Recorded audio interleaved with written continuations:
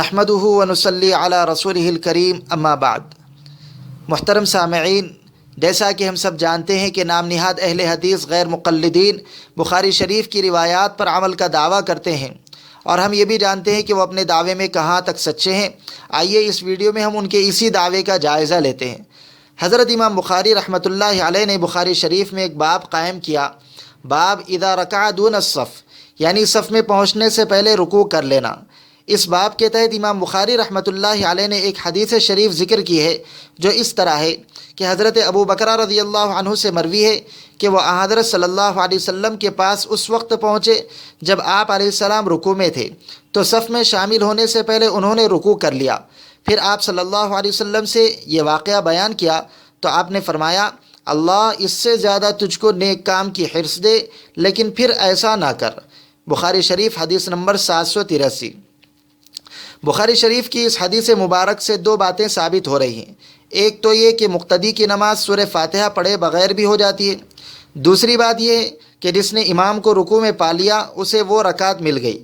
حضرت ابو بکر رضی اللہ عنہ جو اس واقعے کو بیان کر رہے ہیں، انہوں نے سورہ فاتحہ نہیں پڑھی تھی اور رکوع میں شریک ہو گئے تھے۔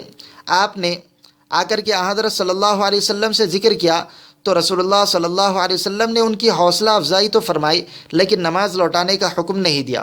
اس سے یہ بات معلوم ہو رہی ہے کہ ان کی نماز ہو گئی تھی۔ اگر ان کی نماز نہ ہوتی تو آپ علیہ السلام انہیں نماز لوٹانے کا حکم ضرور دیتے، لیکن بخاری شریف کی اس صاف صحیح اور صریح حدیث کے خلاف غیر مقلدین کہتے ہیں کہ سورہ فاتحہ پڑھے بغیر مقتدی کی نماز ہوتی ہی نہیں، اور نہ ہی رکوع میں شریک ہونے والے کو وہ رکعت ملتی ہے، اسے وہ رکعت دوبارہ پڑھنی چاہیے۔ چنانچہ مولانا عبد الرحمن گورکھپوری لکھتے ہیں، مدرک رکوع یعنی رکوع کو پانے والے کی رکعت نہیں ہوتی، اس لیے کہ ہر رکعت میں سورہ فاتحہ پڑھنا فرض ہے۔ فتاوی نظیریہ جلد 1 صفحہ 496۔ اسی طرح نواب نور الحسن خان صاحب لکھتے ہیں، سورہ فاتحہ کے بغیر نہ نماز صحیح ہے اور نہ ہی رکوع میں امام کو پانے سے رکعت پانے کا اعتبار ہے۔ عرف الجادی صفحہ نمبر 26۔ علامہ وحید الزماں صاحب لکھتے ہیں، اگر امام کو رکوع میں پا لیا تو نماز میں اس رکعت کو شمار نہیں کیا جائے گا، کیونکہ ہمارے نزدیک سورہ فاتحہ پڑھنا فرض ہے۔ نزول الابرار جلد 1 صفحہ 133۔ اسی طرح سے مولانا محمد یونس دہلوی دستور المتقی صفحہ 111 پر لکھتے ہیں، مدرک رکوع کی رکعت ہرگز نہیں ہوتی۔ دوستو، اسی پر بس نہیں بلکہ ایک غیر مقلد صاحب نے تو انتہا کر دی اور یہ کہا کہ جو لوگ یہ کہتے ہیں کہ رکوع کو پانے والا رکعت کو پانے والا ہو جاتا ہے، تو ایسے لوگوں کے بارے میں وہ فتویٰ دیتے ہیں کہ لوگ مخلد فی النار یعنی ہمیشہ دوزخ میں رہنے والے ہیں۔ اس فتوے کی تفصیل دیکھنے کے لیے آپ مراجعات کر سکتے ہیں احسن الکلام جلد 1 صفحہ 55 پر۔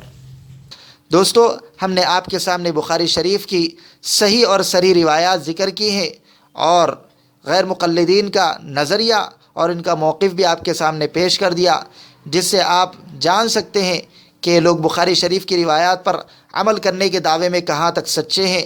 یہ لوگ بخاری کی روایت پر عمل کرتے ہیں یا روایات کو چھوڑنے والے ہیں، فیصلہ آپ خود کریں۔ اللہ تعالی ہم تمام کو دین کی صحیح سمجھ عطا فرمائیں، آمین۔ وآخر دعوانا ان الحمد للہ رب العالمین۔